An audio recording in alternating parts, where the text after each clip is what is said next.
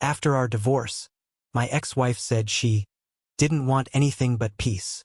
So I signed the house over to her and moved into an apartment. 2 months later, I got a bill for $3,800. Turns out, she'd left my name on the mortgage and stopped paying it. When I asked her why, she said, "You gave me the house, not the responsibility." She'd already rented it out on Zillow and was pocketing the income. I froze the account that same night. Now she's telling everyone I'm financially abusing her. I just sent the receipts to her new boyfriend. I'm 42, born and raised in Denton, Texas. I used to own a home in the Southridge neighborhood. Nice little place. Clean, quiet, decent schools, even though we never had kids. I bought it with my ex-wife, Callie. We were married for 11 years. If you'd asked anyone who knew us back then, they'd probably say we looked like a happy couple. Truth is, we were good at putting on a show. But underneath, it was dead for a long time. There were no big fights. No screaming matches. It was a slow drift. We just stopped being a team. Callie got really into inner peace those last few years. Yoga retreats, crystal healing, meditation workshops. I thought it was harmless at first, maybe even helpful. But eventually, it felt like she was building a whole new life that didn't include me. Then one night, she sat me down and said, "I don't feel emotionally safe in this marriage anymore." That's how she put it. Like she was giving a speech. I asked her what she meant. She just said she'd been numb for years and needed space to find herself again. We talked. We cried. We went to a few counseling sessions. Didn't help. We decided on divorce not long after. I didn't fight her on anything. I figured we didn't have kids, not much debt, just the house and some savings. I just wanted it over with. When we sat down with a mediator, she said, "I don't want any money from you. I just want peace." I said, "Okay. What do you want to do with the house?" She said, "You can keep it if you want. Or I could keep it. I'd like to stay there if possible." I said, "All right. You can have it." She acted surprised. "Really? You're okay with that?" I said, "I'm okay with it. But you'll need to refinance it into your name." She nodded. "Yeah, of course. I can do that." I didn't ask for a buyout. I didn't even ask her to cover my half. Just wanted to walk away clean. I moved into a one-bedroom apartment the next week. It wasn't much, but it was quiet. And honestly, it felt like a relief. For a while, I didn't hear much from her. A few texts here and there about switching bills and addresses. She said she was working on the refinance, that it might take a little time. No problem. I trusted her. Then 2 months later, I got a letter from the mortgage company. Past due, $3,800. 2 missed payments and a late fee. I sat there staring at it, trying to figure out how that could be possible. She said she was taking over. She said she was refinancing. I tried calling her. No answer. I texted, "Hey, just got a mortgage bill saying it hasn't been paid in 2 months. Is everything all right?" No reply for a couple hours. Then she texted back, "You gave me the house, not the responsibility." That was it. That's what she said. I called her. This time, she picked up, sounding annoyed. "Me, what are you talking about? You said you were refinancing. You haven't paid a dime?" Her, "I thought you were still covering it." Me, "Why would I do that? I moved out. You said you'd take care of it." Her, "I'm trying to, but I needed some financial space." Then she drops the bomb. Her, "I'm not even living there anymore." Me, "What do you mean?" Her, "I rented it out." Me, "You what?" Her, "I put it on Zillow. There's a couple from Dallas renting it, $2,300 a month. It's temporary. I'm using it to save up to refinance." Me, "Are you serious? You're collecting rent on a house I'm still paying for." She didn't deny it. She just said, "You gave me the house." I figured this was fair. I told her she had 48 hours to pay the past due amount or I'd freeze access to the mortgage account. She said, "If you do that, you're financially abusing me." I didn't even respond. That night, I went online, froze the autopay, and locked her out of the account. I also filed a flag with the bank saying there was a dispute on the loan and requested her access be terminated until refinancing was complete. Next day, I got a wall of texts from her. "You're punishing me for wanting peace. I'm trying to heal and you're making it impossible. You're acting out of spite, not love." I didn't say a word. That weekend, I started hearing from friends. Old mutuals. One even said Callie told them I was controlling, that I financially trapped her, and that I was sabotaging her independence. I ignored them. Then I saw her new boyfriend post a photo with her on Instagram. Some hipster yoga guy. Long beard, mala beads, the whole look. His caption said, "Nothing heals like honesty and energy alignment." I decided it was time. I took screenshots of the mortgage bill in my name, her Zillow rental listing, her text. "You gave me the house, not the responsibility." The lease agreement she posted online. I messaged her new boyfriend. Found him on Facebook. "Hey Brandon, just thought you should know what Callie's version of peace looks like. You're dating someone who rented out a house still in my name, pocketed the rent, and left me to deal with the debt." Attached everything. No reply. But a few hours later, I got a message from Callie. "You just ruined my relationship." Then another. "You're sick." And finally, "You'll regret this." No, Callie, you will. After I messaged Brandon with the receipts, I didn't hear anything from him. But Callie blew up my phone. She called me a monster, a manipulator, said I was jealous of her fresh start, claimed I was trying to ruin her life because I couldn't handle her moving on. I ignored her. But 3 days later, I got a call from a number I didn't recognize. It was the couple renting the house, Emily and Thomas. Not their real names, but close enough. They were polite, but stressed. Emily said, "We're a little confused. We got a notice from the mortgage company taped to the door. It says there's a lien being filed due to missed payments. We thought we were paying rent to the owner."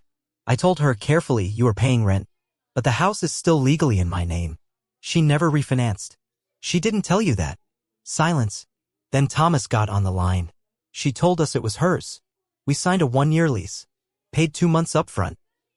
I said, "I'm sorry, but she doesn't own that house." "I do. And if the mortgage doesn't get paid, the bank's going to take it." They were quiet for a while, then said they'd be getting a lawyer. The next day, Brandon finally messaged me. "I don't want to get in the middle of this, but she lied to me." I moved out. Short. No drama. Just like that, he was gone. Guess her peace wasn't as attractive when it came with a lawsuit. She called me 5 times that night. I didn't pick up. She left voicemails. "You're destroying me. You're going to make me homeless. I hope you're happy." I didn't respond. But then something else happened. I got a collections notice in the mail for a credit card I'd never seen before. $4,100 past due. I looked it up. Opened in my name. 2 months after the divorce. I called the company. Told them it had to be fraud. They asked if I'd authorized anyone else to open credit in my name. I said no. They started an investigation. Meanwhile, I went digging. I pulled my credit report. She'd opened not just the card, but a furniture store account too. Another $2,000 balance. All in my name. She used my social.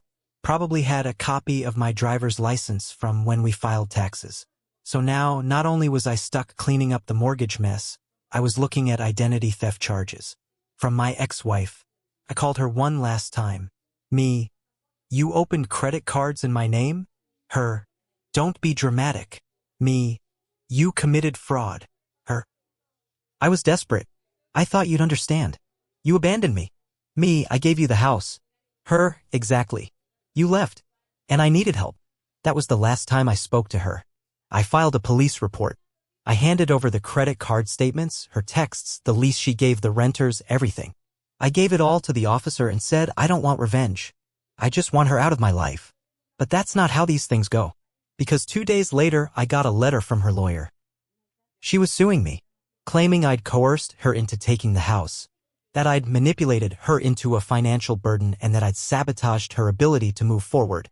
She wanted spousal support. She wanted damages. She wanted to ruin me before I could finish cleaning up the mess she made. I wasn't even angry anymore. I was done. But now I had to fight. After I got the letter from her lawyer, I didn't sleep for 2 nights straight. The claim was full of lies. She said I pressured her into taking the house. Said I abandoned her financially. Said I froze the mortgage account out of spite to force her into emotional distress. The only accurate part? I froze the account, but not out of spite, because she stopped paying and rented the place out behind my back. Still, that didn't stop her from filing. Her lawyer tried to play the victim card all the way through. Ms. Taylor was left in a vulnerable emotional state. Ms. Taylor relied on Mr. Dean's financial guidance throughout the marriage and was misled. Bull. So I hired a lawyer of my own. A guy named Greg. Straight shooter. No frills. Greg read through the complaint and looked at me across his desk. She's not just coming after your money, he said. She's trying to bury you. We filed a response along with a countersuit: fraud, defamation, identity theft. I sent over everything. Texts, recordings, bank notices. I even handed over my credit report. Then Greg's paralegal, Kim, called me about a week later. We found something. She tracked a payment that Callie made on the furniture account. It came from a checking account I didn't recognize. We subpoenaed her financial records. Turns out, Callie had been collecting rent from the Dallas couple and funneling it into a hidden account at a local credit union. Opened just a month after the divorce. The balance? Over $7,800. All untaxed. Greg raised an eyebrow when he saw the printout. Think she reported this to the IRS? I knew she didn't. So we sent a formal tip to the IRS. Not out of spite, just to protect myself. Because if the house is still in my name and she's running an illegal rental off it, I'm the one holding the bag if they decide to audit. And just like that, it got worse for her. The IRS opened a file. Quiet at first, but then her account was frozen. And she called me. Her, did you report me to the IRS? Me, did you think I wouldn't? Her, you just want to ruin me. Me, you already did that to yourself. Then she started crying. Like, full-on sobbing. I didn't say anything. She sniffled and said, I didn't think you'd fight me. You're not this guy. I said I wasn't. But you made me him. Then I hung up. Now she's backed into a corner. She's got a civil suit coming from me, renters threatening legal action, an IRS file opened under her name, her new boyfriend gone, and a whole stack of lies unraveling at once. She wanted peace. She got war. The court date came fast. Her lawyer showed up with that smug look that said, "We're gonna bury you." She wore all white, like she was walking into a wedding instead of a courtroom where she was being sued for fraud. Greg told me to keep my mouth shut unless asked. Let the paper speak. And it did. First, her lawyer tried to paint a picture. Poor, delicate woman, left by her cold, controlling husband. Said I dumped the mortgage on her and then tried to ruin her out of jealousy. Then Greg stood up, quietly placed a binder on the judge's desk. Inside, the mortgage statement with my name still on it, her text admitting, "You gave me the house, not the responsibility." Screenshots of the Zillow rental listing, bank transfers into her secret account, the credit card statements opened in my name, the police report I filed for identity theft, the notice from the IRS showing she hadn't declared rental income. The judge didn't even flinch, just looked over his glasses and asked Callie one question. "Ms. Taylor, did you ever attempt to refinance the home into your name?" She said I was emotionally overwhelmed. He nodded, then turned to her lawyer. "I'm denying your claim. Mr. Dean's counterclaim stands." Just like that, she lost. The court ruled that she committed financial fraud, owed me $8,000 in back mortgage payments, owed $4,100 for the credit card, owed $2,000 for the store credit line, plus $5,337 in legal fees. She tried to cry. Said she didn't have that kind of money. The judge said that wasn't his problem. Later that week, I got a notice from the IRS. They were auditing her for unreported income. I wasn't part of the case anymore, but it felt like justice had its own schedule. I thought I'd feel good after all that. But the truth? I didn't walk away clean either. The renters moved out early after their lawyer made a deal with the bank. The house dropped in value after sitting empty for 4 months. When I finally sold it, I lost $6,000 after fees and taxes. My credit still shot from the missed payments. And I learned something ugly about myself. I trusted someone who didn't deserve it. I gave too much space. I avoided conflict. I wanted to walk away with peace, and she used that to gut me. But I also fought back, and I won. She can't lease a place in her own name now. Can't open a line of credit. Word got around town, and her yoga studio dropped her classes. Her peace came with a price. She paid it in full. I got out scarred but free. And next time someone tells me they just want peace, I'll make damn sure I get it in writing.